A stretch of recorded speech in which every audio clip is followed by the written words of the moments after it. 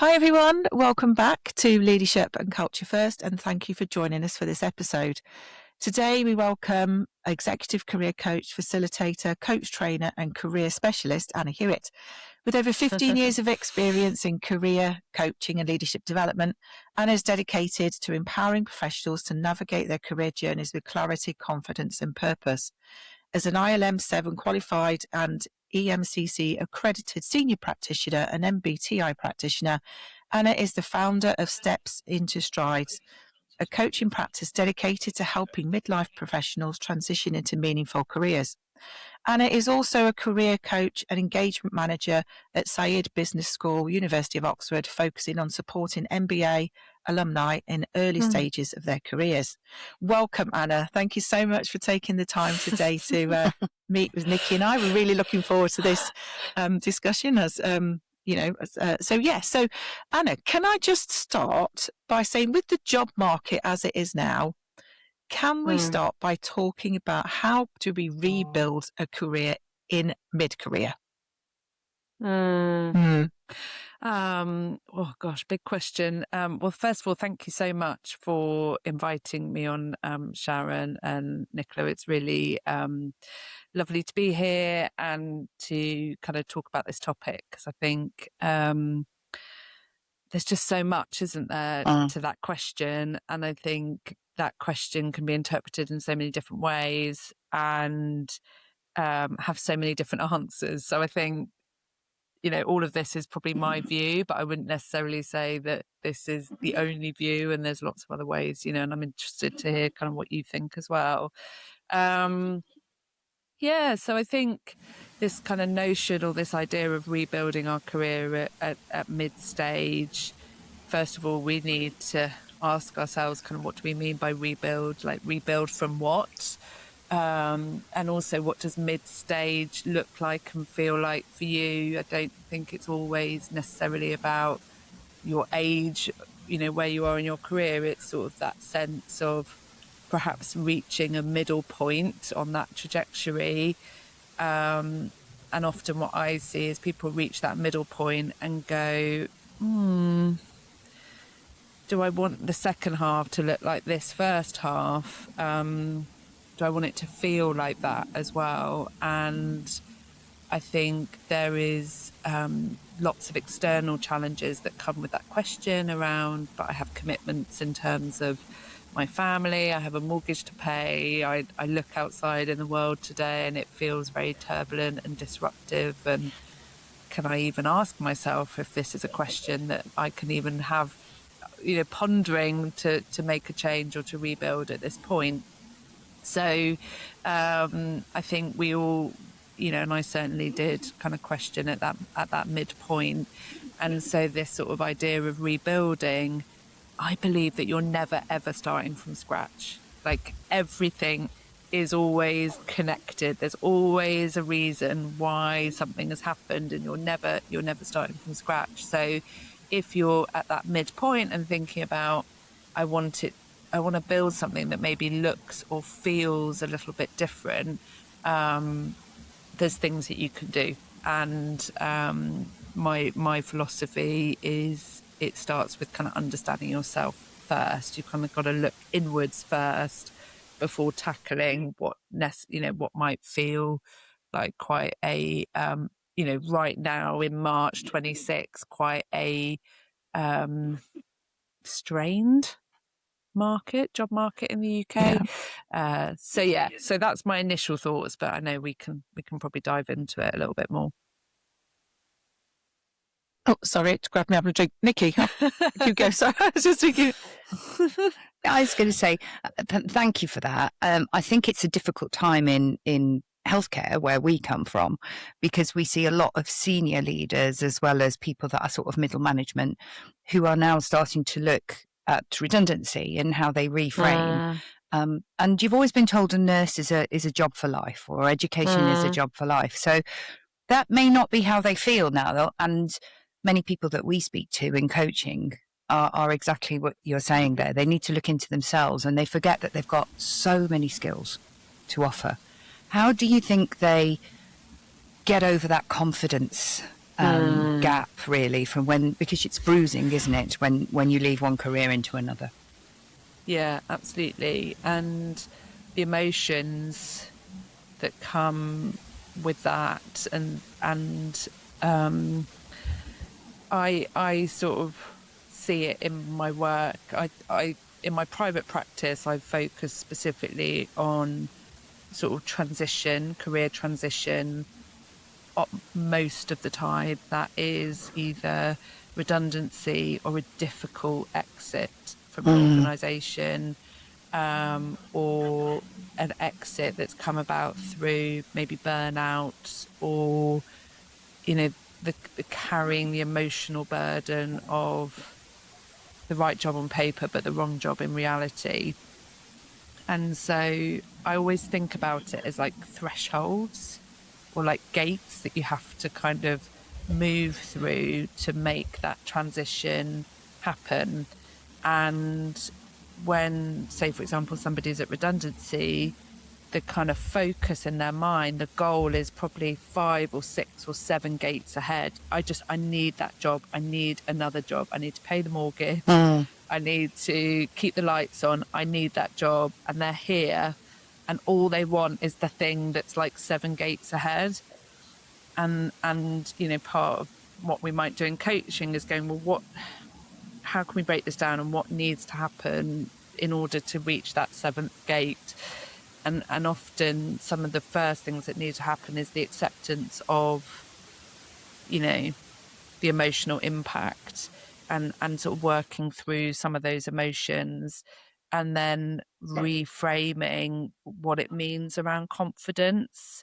Like I have a sort of, don't know how I feel about the word confidence. Sometimes I think it's helpful and sometimes I think it's unhelpful, because I think we can have a belief that when I'm confident to do this new thing or this different thing or this thing for the first time, I'll do it.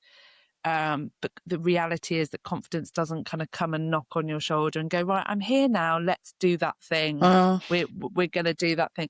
Confidence comes from doing it for the first time and having a little bit of courage to try, and acceptance that you're going to fail, but it's only in the doing that it comes, and then you flex that muscle. So that's the next gate that we have to work, that's the next threshold that we have to work through, and then it's through moving through those thresholds that you achieve that end goal.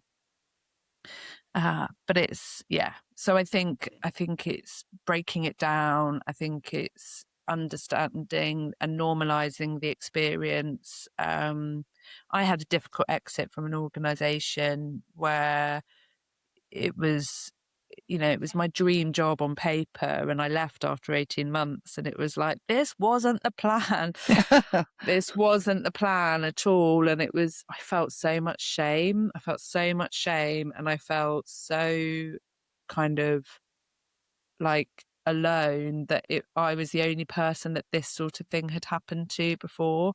The great work about coaching is you realize that so many of us have had these moments in our career. We just don't talk about it. So I think if you're in a position where you're facing redundancy, or you're thinking, I've had a nursing career for 15 years or 20 years and I'm wanting to move out of that into something else, but like I'm almost institutionalized, like what would that even mean for me? Working through those steps really is the only way that I've been able to make it work for myself, and also how I've seen that work for clients. That's really helpful. Thank you. Thank you very much. Yes, I think you're absolutely right about that difficult exit. And difficult exit can be for lots of different reasons, can't it? Like you say, it's not the job you thought it was. Organisations change, and it doesn't. Suddenly, it's not the organisation that you align your values with potentially, and I think it's those things, isn't it? If you stay in an organisation where your values are continuously being challenged, you end up with that kind of almost moral distress of, this isn't right, and it really starts to impact on you. But then how can you then turn yourself into thinking, right, what do I need to do? How do I make that step? Yeah. Because I think the reality is, for most people that aren't coaches, you'll be driving to work full of dread. You're not going to be saying to yourself, oh, I think my values are out of alignment here. You're going to be saying, oh, God, the thought of crossing into that office today or going into that building or having to face another meeting or crying in the loos at work. Like, it that sort of values disconnect that you're talking, and you're absolutely right, Sharon. That is the thing that leads to that kind of misalignment, sometimes burnout, that kind of emotional, I don't know what we want to call it, hotbed, is because of values, because our values are essentially our needs, and once those needs are met, we get that sense of well-being and fulfillment. But we're not really taught that stuff, and we don't really sort of talk about it, and it feels quite vacuous and ambiguous. So I think we don't, for most people, we're not, I know I certainly wasn't asking myself a question about which one of my values is out of alignment. I was just feeling like, I don't know, just that tension inside. So I think it's different for different people. I think some people kind of suppress that feeling and suppress those emotions and carry on regardless and white knuckle through it. And when that happens, I think often sort of life happens for you, not to you, and an event will happen that will be that last bit that forces you to take some action or forces you to address it. I think other people process it differently and are maybe more outwardly processing or feeling more overwhelmed by those feelings and emotions, and so seek support through kind of talking to others and talking to friends. So the coach in me wants to say, having a daily check-in, understanding yourself, knowing what's important to you, reflecting, learning about yourself, doing the work is ultimately what is going to give you the toolkit to be able to make decisions that feel more informed with who you are. But I don't know. What do you think? I don't know how accessible that is for people these days, or if that feels a bit unsure. I don't know.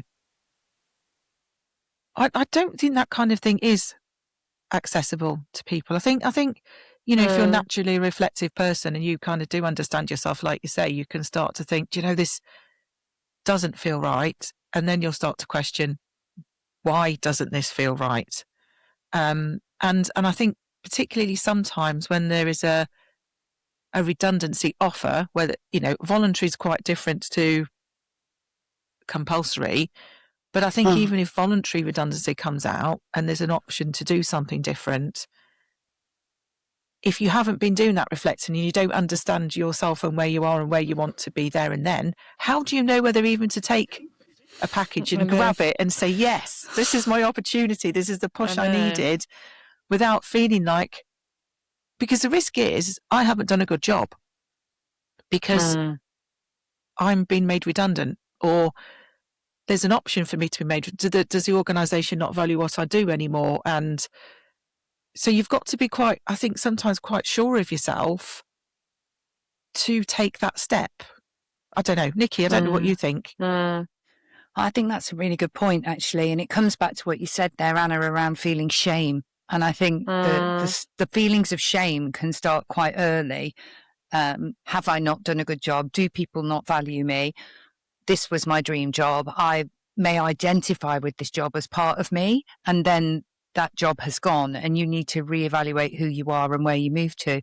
That shame can be quite debilitating for a while, I think. And I'm kind of interested really how people get past that moment of shame. How do they step into there with a bit more courage. You're right. Courage, not confidence. It is courage to say it's actually okay to move out of this role into another, be that redundancy or be that choice.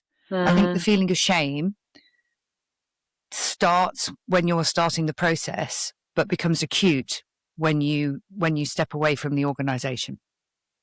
Yeah, because of belonging and identity and what's on my LinkedIn thing, or the physical badge that I wear, or the name. Like there's so many markers, aren't there? That it's where the you and the job end and start can sometimes feel very blurred, and especially in the kind of space that you guys are working in, that's purpose-led work. If people are choosing to kind of be nurses, it's a very vocational work, so I can imagine separating the two can be quite hard. It's interesting in my coaching work because people don't tend to buy coaching. They buy support to help me achieve this next step, or support to help me prepare, or get me ready for the promotion. And so often when people are coming to career coaching in this situation, redundancy, post-redundancy, they'll be asking for things like, can you review my CV? Can you help me prepare for interview? Can you help me with my LinkedIn? Because there is a belief that those things will give me confidence that will enable me to have that transition. And when, if they're choosing to work with me as a coach, I will say yes, and before we get there, then I bring out my Gates analogy. We've got to work on the emotions first, because otherwise that shame or fear or doubt or anxiety or anger or frustration or overwhelm, that's just going to keep coming back and popping up, and is likely to kind of be distracting for you or disruptive. And actually some of those more practical elements are going to fall into place once we've done the work around the kind of values piece that you talked about, Sharon's, the emotions piece, some of the beliefs that you're holding about yourself, the situation, what other people think. So it's about taking people on a little bit of a journey, I think, sometimes in coaching, to help them kind of open their eyes to see that there is a different way of helping you achieve that outcome that isn't perhaps what you expected, but is much more sustainable, much more long term. And I remember the coaching that I had after that tricky exit, and it still stays with me now. The things that coach we talked about, and some of the little things that they said, that still it's still sticky within me. So I think that it's almost like grief, isn't it? It's that process of grieving, and I think a redundancy situation specifically is a type of grief. And so it's going through that change curve a little bit. Leaves behind opportunity for some people, though, because having seen this happen many times over the 40 years that I've spent in healthcare, they've severed the workforce and brought it back, and severed the workforce and brought it back. We see a great many offers for people who are left behind to take on more senior roles that they may not quite be ready for, but they need to step into them quickly because they've got rid of all of the senior leaders. And so now there's an opportunity for those that are left behind, who I think still feel a little bruised and a little bit scared to take on those roles. What would you say to those people who have those opportunities to step into maybe a different type of role, but a more senior role because of structural change? And in terms of what specifically are you thinking there? What kind of? I think what we see quite often is people who may not be 100% ready for leadership or 100% ready for management, but the opportunity arises and they see that opportunity and they have to take a courageous step into it, or they don't. And if they don't, that can be seen as a negative. And if they do, that can be seen as a negative. So their backs are up against the wall a little bit as well. Yeah. Yeah. I mean, I don't really know. I think the immediate kind of question that comes to my mind listening to that is, not ready by whose standards? Because is it a self-perception readiness gap, or is it an organizational readiness gap? And I think that talks to what you were saying, that dilemma about if you do or you don't, you can't quite win. Because if it's a self-perception readiness gap, then that's about that introspection, isn't it? And that's about, what's really going on here? What are some of the assumptions that I'm making about myself, about the situation, about others? How can I validate those assumptions? How can I get some feedback or some evidence or some external input to validate if those assumptions are the noise in my mind, the little gremlins, or if they are a reality? So don't rush to limit yourself, because we are always our worst critic and our worst judge. And when we're going through change, that judgmental saboteur is likely to kind of pop to the surface and go, well, who are you to do this? So I think just stepping back and asking myself, is this self-created or is this actually true? And then I think if it's an organizational, what did I call it, readiness gap, then it's about, okay, how am I positioning myself? How am I talking about my value? How am I talking about my worth? Who are the relationships that I have? Who are my advocates within this organization? What are the systems and the processes that work in this organization that enable development and promotion? Do I understand those well enough to understand how I can fit in? So it's much more externally sort of focused. So, because I think the interesting thing that I see about career development, and I know this to be true in my own career, is it's an activity that we turn on at the point we need it. Yes, it's true. We're going for promotion, we're going for interview, we're going through a redundancy, and then we're like, oh God, right, I better network and I better get some feedback and I better, get a bit of evidence and I better build some relationships, and have I got a mentor and have I got a sponsor, and ideally, what we want to see is it's always on, it's always a trickling activity, it's always there, it's always in your mind's eye as important as all the other bits and bobs that you have to do, because then you've got like credit in the bank that you can activate at the point of those inflection points that you described, Nichola, of needing a bit of feedback or support or cheerleading around you at the time. I think that's a great term. That's what we should call this podcast, credit in the bank, because I think that's the best term that I've heard. Yeah. I think one of the things that interests me as well is that, and it's something I've learnt later in my career, I've always been one that sort of said yes to things to help people, to say, yeah, I'll do that, or there's a gap that needs filling, well, I'll do that, not a problem. And, I'll just be perfectly honest, some of the things I've done, I've done things and I've never thought, do I really need to do more of this? Or should I be saying yes to the things that are strategically important for me and my career? Otherwise, you get to a point where you've got a really full CV of stuff, but there's no real direction to that, or you've actually missed out on other opportunities because you're so busy filling the gaps, because there's always lots of work to do, generally speaking, in a career or a role. But I'm now starting to think I need to be a bit more strategic about the things that I say yes to. And it's a real mind shift, because if you've always been a worker, rolled your sleeves up, let's get on with it, and you've then missed out and you're not then really where you think you should be in your career, it feels a little bit selfish, but I think it should be all right to think like that now. I'm starting to change my mindset around, it should be okay for us to say, is that going to help my career? I will still work hard. I will still commit to my role, but is that going to help my career or isn't it? I don't know what your thoughts are on that, Anna. It's, whether the younger people you work with are better at that than those of us at my stage of career, or I don't know.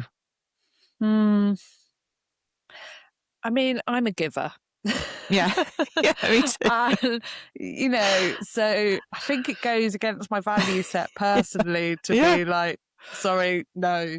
Yeah. There's a great book by Adam Grant called Give and Take, where he's done a piece of research into, what makes you successful. And is it the givers or the takers? And I think maybe there's a nuance, isn't there, Sharon, between saying yes to stuff and giving. And I think they're maybe two different things. But according to Adam Grant, givers come out on top. They also come out on bottom as well, but they do come out on top in terms of, and there's some brilliant examples in his book, because what what he describes it as is like you're creating career karma or credit in the bank that we described earlier that you can then activate at the point at which you need it. So I 100% believe in giving, my presence, my time, giving my connections, giving some ideas, holding space to listen, because I just trust that. And it has served me well, but only in my latter part of my career that it comes back round. Karma comes back round. I think if we're in a bit of a take mentality, the other person feels it and they're like, I'm not sure really if this feels like a sort of symbiotic relationship here. It feels a bit like you're kind of taking from me, but what am I getting back in sort of, the reciprocity piece? That's something that we definitely, with our MBAs at the business school, and I'm sort of focusing on people that have kind of graduated and they're out in the workplace. We talk about this a lot, about this idea of reciprocity, and networking isn't just asking for a connection, it's building relationships. So I think that sits quite comfortably in my mind in that way. But I think this point that you're also touching on there about, if I say yes to everything, then I'll be a good egg. And if I'm a good egg, then my career will be successful. And I just don't think, like you're saying, annoyingly, that is always to be true. I think you're well liked, but are you always the most successful? So I think that's where there comes a bit of sort of discernment. I remember an old CEO of mine used to say, does it make the boat go faster? And it used to kind of really annoy me when he said that, but it's like, how is this helping me move forward? Is this helping me move forward in a relationship? Is this helping me move forward in my learning? Is this helping me move forward with my objectives and the things that I get measured on? Is it helping me move forward in my joy and my fulfillment? But if it's not helping me move forward in something that is going to overall help my career move forward, then, what's the value that I get from doing this activity? And I think learning to say no is a skill, and learning to do it with grace is also a skill. But I think we have to give ourselves permission to do it, because we can't then do all those other things that we want to do to help ourselves and help others. Yeah.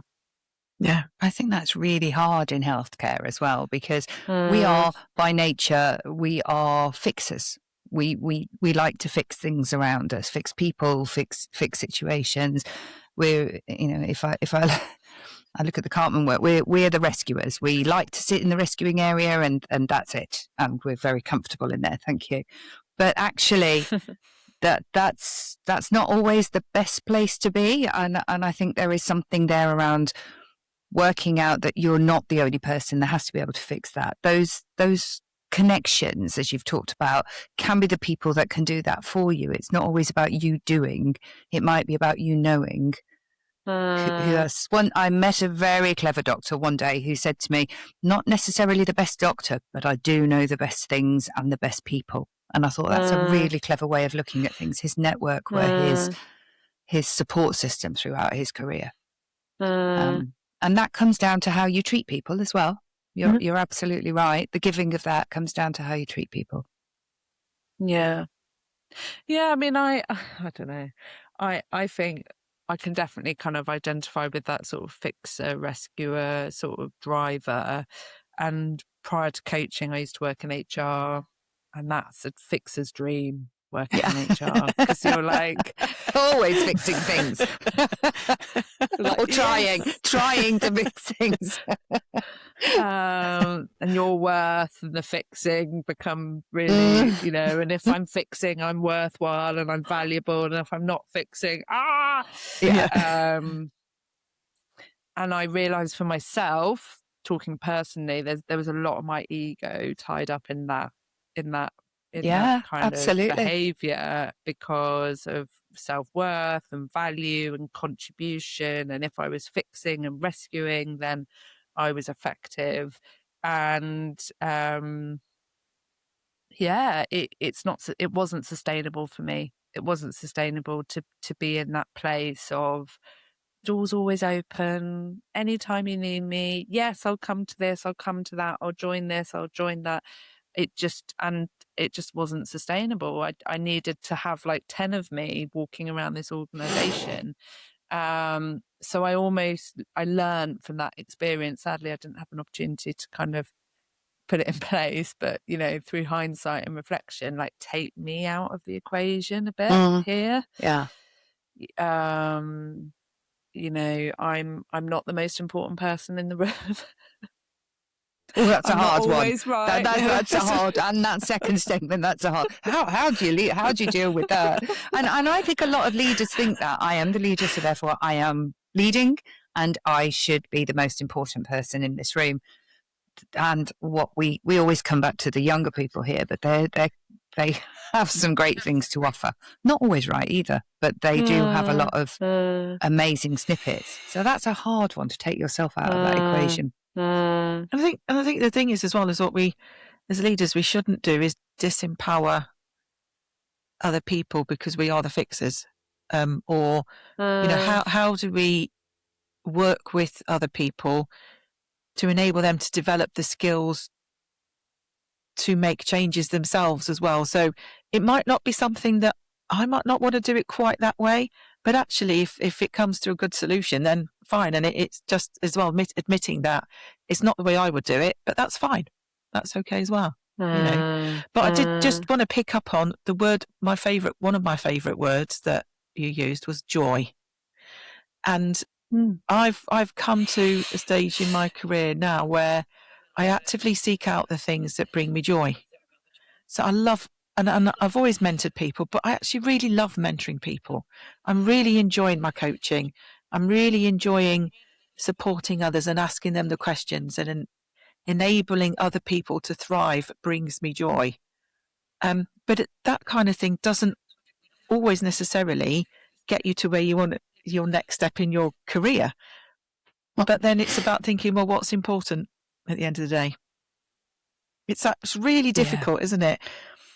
It is, and I totally hear you, Sharon. And I think, well, I you know, knowing you a little bit, I see that joy just like shining through. Sounds a bit cheesy, but I see that love come through, and I think, you know, what a gift that is to be able to say that you have that as part of your career. I don't believe that we can, you know, correct me if I'm wrong, you know, careers aren't going to be joyful 100% of the time. There's always going to be that annoying thing that we have to do, but it's just got to be more than 51%. And, you know, I am in a very different career now to the first sort of 15 years of my career. And I would say it's more joyful. It has less status.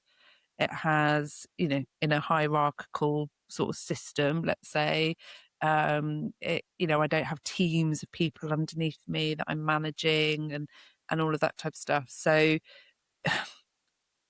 one of the little tricks that I have in my back pocket is going, you know, who are you defining this by? What's the should that's coming in here? My career should look like this at 45. It should be like this. Well, according to who, Anna? Yeah. And so that's where the permission piece comes in, and being able to give yourself permission to create a career that works for you and your family or your stage of life. And if that means I'm going to go to London and just work my arse off for 10 years and, work in the city and do this, and because I've got a bigger view, then brilliant, crack on, go and do it. If it means that I'm going to go and volunteer and work in this space because this is what's important to me, then brilliant, do it. And I know myself that I don't want to sound flippant when I say those things, because I appreciate that we're living in a time at the moment that is so uncertain. In the UK, like, the cost of living is so high. For lots of people, it's a real struggle just to kind of keep the lights on and get to the end of the month. So, if that's now, then do what you need to do for now. And the bigger dream can come later on. But I think it's always the joy is like the 51% joy rather than the 100% career joy. Yeah. Yeah. Nice. Lovely.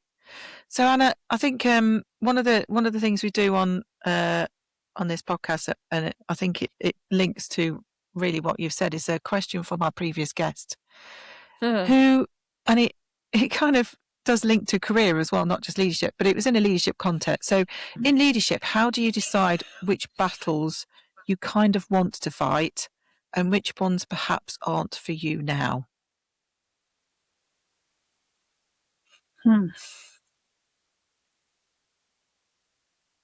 Just thinking.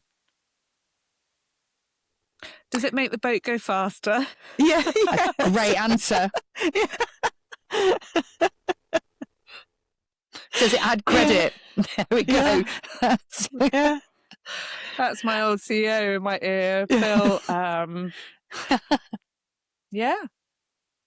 Does it, it's all those things that we talked about earlier, isn't it? Does it move me forward in the things, in that kind of, all those elements that are important to me in my career and my role? And also, I think I would just add, one of the things that I'm learning, I'm definitely not there at all. This would be a development area for me, is that I react rather than respond. And I have that hurry up driver that kicks in and goes, I need to react straight away. I need to reply to that thing. And so just stepping back and going, okay, like, why am I calling this a battle? That's interesting. Why am I calling this a battle? And then, what's driving me here in this sort of, drama triangle? What's going on here? And how do I respond from a place of an adult as opposed to kind of something else that might be being activated? So my initial thing is, does it make the boat go faster? And just step back and ask yourself why. And I think it's that those 5-minute drivers rule. Yeah, exactly. Yeah, and those drivers are so important because exactly. It's I think that's why Nikki and I work so well together, because I'm a bit more sit back, aren't I, Nikki? I don't know what you're trying to say there. I'm the one. I'm the little bit more cautious, and it's probably driven by fear as well. Some of it, and Nikki's got such an amazing drive, and and I've learned a lot from her. But it's also, but I think we balance each other. I'm like, I don't know, or sometimes those. So I think that it's finding those people you can then work with like that, isn't it? As to what your drivers are, and different drivers for different people are different at different times in their careers and their lives, and so I think finding those people you can work with. Yeah. I think